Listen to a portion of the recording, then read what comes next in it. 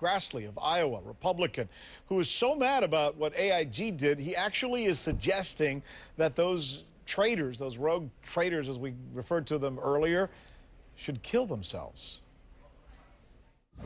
I would suggest the first thing that would make me feel a little bit better towards them if they'd follow the Japanese example and come before the American people and take that deep bow and say, I'm sorry, and then either do one of two things, resign or go commit suicide.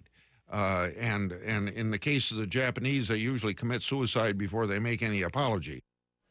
We wanted to make sure he was serious about that and didn't kind of want to take his words back, because they're very stern, aren't they? So we sent one of our own, Abby Boudreau, to ask him the question again to see if he maybe wanted to rephrase it. Here's that.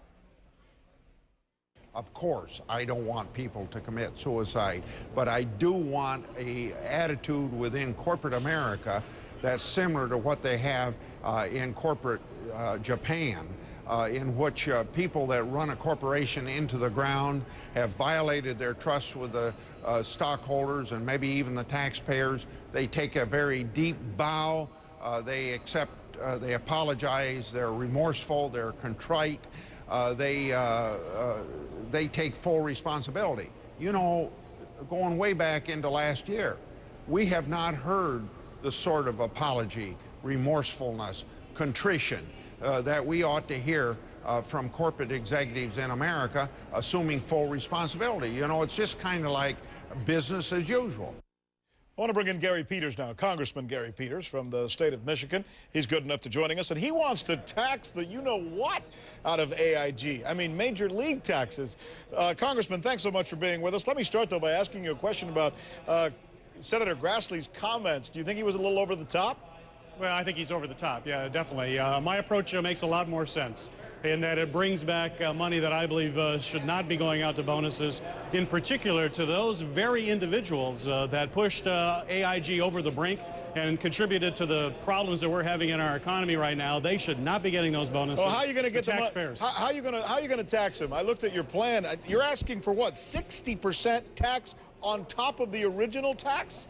That's right, for those bonuses. So any bonus over $10,000 has got a 60% surcharge. They pay about 35%, as you know, plus the 60%, plus the state and local taxes. What does it leave them with? It means them with nothing. Nothing. It means the taxpayers get the money back. Bottom line, it's 100%. Taxpayers get that money back. I feel the outrage, just like everybody does across the country, that you've got a situation with executives that clearly failed. They failed in the fact that they brought their company to the brink of disaster, as well as this whole economy. They should not be getting bonuses. We need to recover it, particularly given the fact that the taxpayers own 80% of AIG and have a $170 billion investment in that company. We need to recover that money. We get that. You're being tough on AIG, so let me be tough on you now. Do you think Congress is in part responsible for this thing that we've been seeing over the last 10 years? Well, we need to have tough regulations on these folks. There's no question. As you know, I'm a new member. I just got elected, and the reason I got elected is talking about you've got to have accountability.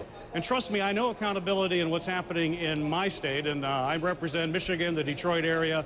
The auto industry is under an awful lot of accountability as it gets hard money. I know, and the reason I asked you that question, I understand, and you're right, you've only been there a year, so the things that happened over the last 10 years aren't necessarily your fault. So let me share with you what has been going on, what some of your colleagues may have been doing. I think we've got a graphic I want our viewers to look at, all right?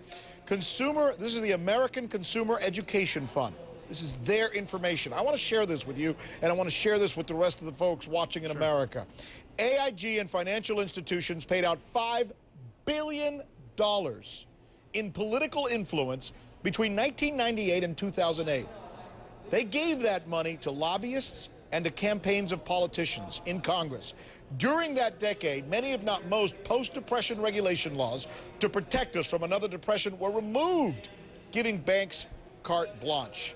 Now, let me ask you that question again. Knowing that, was Congress in many ways as responsible as some of these scoundrels at AIG? Well, I think there's no question that the eye was off the ball, and we let greed run amok in Wall Street and other places as regulation, that framework was unraveled, and now we're paying the price for that. There's no question. But now we've got to move forward. Now we've got to think about how do we deal with the problems at hand? How do we recover money, as my bill would do, recover money from bonuses that should have never been paid? And how do we put in that regulatory framework that protects investors, protects taxpayers? You know, I've been suffering like everybody else as my 401k is collapsing. My retirement future is uncertain. The American people deserve better. We've got to act, and we've got to act now, and we've got to be decisive. And I get that. And you seem like I had been suggested to me, like an earnest guy who's trying to do this job. You're like Mr. Smith goes to Washington. You've been there a year. Will you? It's about 10 weeks, actually. 10 weeks.